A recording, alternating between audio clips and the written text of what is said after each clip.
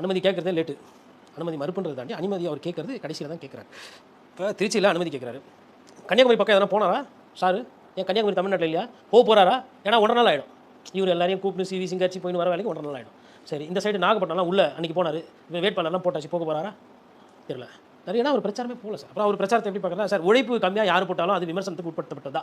தாவேக்காவோட பிரச்சாரம் என்பது ஒரு பேசு பொருள். அது எந்த அளவுக்கு ஓட்டாக மாறுது, எந்த அளவுக்கு. இன்னொரு உண்மையை சொல்லணும்னா 18-19 ஃபஸ்ட் டைம் ஓட்டர்ஸில் அவர் ஸ்ட்ராங் பிளேயர். 19 to 29 இயர்ஸில் அவர் ஸ்ட்ராங் பிளேயர். இது ரெண்டுத்தையும் சேர்த்திங்கன்னா 2 லட்சம் ஓட்டு இருக்குது அப்படின்னா 20,000 30,000 ஓட்டு தான். So that is only 10 to 15% of the total votes. இதில் போலிங்கே எப்பவுமே கம்மியாக இருக்கும். விஜய் சார் வேணும் இந்த வாட்டி இந்த போலிங் ஏறும். இதை ஒண்டி வச்சுக்கிட்டு எல்லா இடத்துலையும் நாங்கள் தான் மாதிரி ஒரு பிம்பத்தை கட்டமைக்கிறாங்க. என் பார்வையில் விஜய் அவர்களுக்கு வந்து கருத்து கணிப்பு எல்லாம் வருது, கருத்து திணிப்பு வருது, கருத்து கணிப்பு வருது. 30% 40% சொன்னாங்க இல்லையா? விஜய் பயங்கரமாக இருக்கிற என்ன கூட்டம் தெரியுமா? யாரா ஒருத்தர் ஒரே ஒரு கருத்து கணிப்பு நடத்துகிற ஒரு நிறுவனம் 10 சீட்டுக்கு மேலே இதுவரை விஜய்க்கு கொடுத்துக்கலாம். நான் என்ன சொல்கிறேன், 2000 4000 6000 8000 பிம்பிளிக்கு பிஆபிலாம் பார்த்தாச்சு படம். 23 நீங்கள் 30 நீங்கள் 35 நீங்கள் 40 வரலாம் போயிட்டீங்க. அப்புறம் வீட்டுக்கு ஒரு ஓட்டு அண்ணா விஜய் இருக்கிறப்பல விஜயும் அந்த விஜயம் தான் முடிவு பண்ண போகிறாங்க. தேர்தல் எல்லாம் சொன்னீங்க இல்லையா? எல்லா கருத்து கணிப்பு நிறுவனமாக வேலை போயிடுச்சு. இல்லை எல்லா கருத்து கணிப்பு நிறுவனமே வந்து உங்களுக்கு வந்து திணிக்குதான் அவங்க. சரி, தாவேக்கு ஆதரவாக யாரா இருப்பாங்க இல்லையா? அவங்கள எத்தனை சீட்டு வருவாங்கன்னு கேட்க சொல்லுங்க. இப்போ விஜய் சாருக்கு இந்த மாதிரி ஒரு 40 சீட்டு வரும், இல்லை ஒரு 70 சீட்டு வரும், யாருன்னா சொல்ல ஏன் சொல்ல மாட்டேங்கிறாங்க?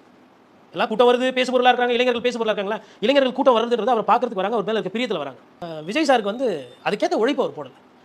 ஊட்டி மலை எடுத்தீங்கன்னா மேலே ஊட்டி, இந்த சைடு வந்து உங்களுக்கு குன்னூர் இருக்குது, குன்னூர் கீழே மேட்டுப்பாளையம் ஒரு தொகுதி, குன்னூர் ஒரு தொகுதி, ஊட்டி இந்த சைடு இறங்கினா கூடலூர் என்பது சத்தியமங்கலம். இந்த மலை இப்படி ஏறி இறங்கி டிராவல் பண்ணிருப்பாரா சார்? இங்கெல்லாம் ஃப்ளைட் எடுத்து போக முடியாது.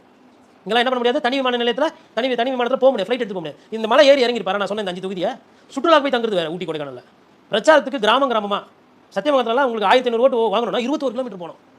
போவாரா? போயிருக்காரா? இப்போ அவங்களுக்கு விஜய் படம் அவங்க பார்த்து தான் கிடையாது. நிறைய பேர் நான் சொல்கிற ரிமோட்டில் இருக்கவங்களாம் விஜய்னா பிடிக்கும். எவ்வளோ பேர் பார்ப்பாங்க சார்? நீங்கள் வந்து ஓட்டு கூட கேட்க மாட்டீங்க, உங்களுக்கு எப்படி சார் போடுவாங்க? வேட்பாளர் வந்து அம்மா தாயே அப்பா உங்கள் கல்யாணத்துக்கு வந்தேன், காது குத்துக்கு வந்தேன், நல்லதுக்கு வந்தேன், கெட்டதுக்கு வந்தேன் எல்லாம் கேட்குறாங்களே. அப்போ அவங்கள மீறி விஜய்க்கு ஓட்டு போடணும்னா விஜயோட வேட்பாளர்களும் விஜயும் அங்கே போய் உழைக்கணும். உழைக்காமல் வந்து நான் வந்து தேர்தலே முதலமைச்சர் ஆகிடுவேன்னா படம் எதனா எழுதி ஸ்கிரிப்ட் வச்சு ஸ்க்ரீன் பிளே ஜனநாயகன் 2 ஒன்று எடுக்கலாம். ஒன்றில் என்னன்னு தெரியல, ஜனநாயகன் 2ல் முதலமைச்சர் ஆகிற மாதிரி ஒருவேளை அதே ஸ்கிரிப்டில் வச்சிருந்தா வேறு படம் தான் எடுக்கணும் புதுசாக.